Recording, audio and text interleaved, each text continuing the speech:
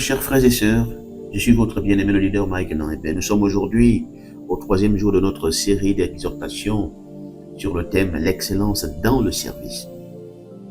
Aujourd'hui, nous voulons voir le point sur c'est l'œuvre de Dieu, il faut y travailler selon ses exigences. Oui, bien-aimé, notre service, nous le rendons à Dieu. Il faut donc travailler selon ses exigences.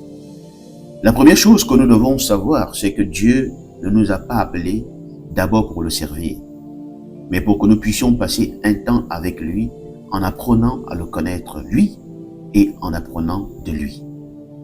C'est après cela qu'il nous envoie le servir lorsqu'il nous estime capables de pouvoir le faire maintenant.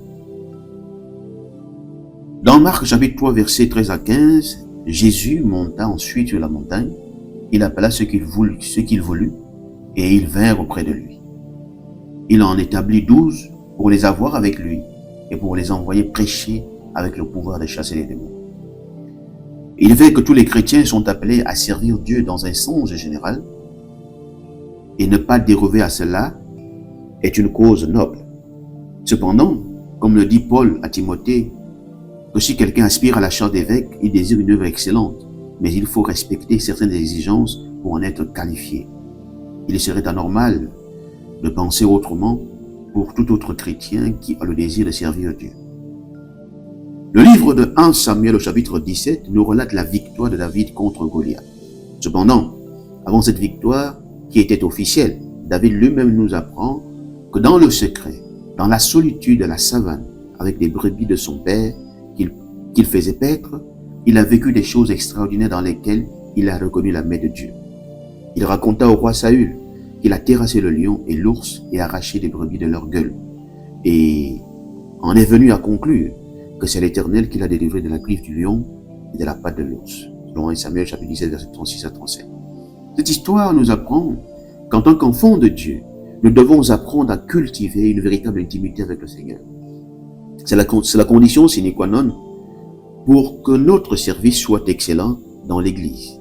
Connaître Dieu nous oblige à faire le travail dans l'Église en ayant conscience que c'est pour Dieu d'abord, même si c'est un homme ou mon responsable qui m'a demandé de le faire. Colossiens chapitre verset 23 déclare « Tout ce que vous faites, faites-le de bon cœur comme pour le Seigneur et non pour les hommes. » Cela implique d'accomplir les tâches que l'on te confie avec excellence et enthousiasme, car le travail est vu comme un acte d'adoration envers Dieu. Enfin, travailler sur les exigences de Dieu doit nous amener à comprendre que nous sommes une œuvre de Dieu, chacun pour sa part. Nous lisons dans Éphésiens chapitre 2 verset 10, « Car nous sommes son ouvrage ayant été créés en Jésus-Christ pour de bonnes œuvres que Dieu a préparées d'avance afin que nous les pratiquions. » Bien-aimés, la conscience de cet état nous amène à ne pas faire de notre corps ce que nous voulons.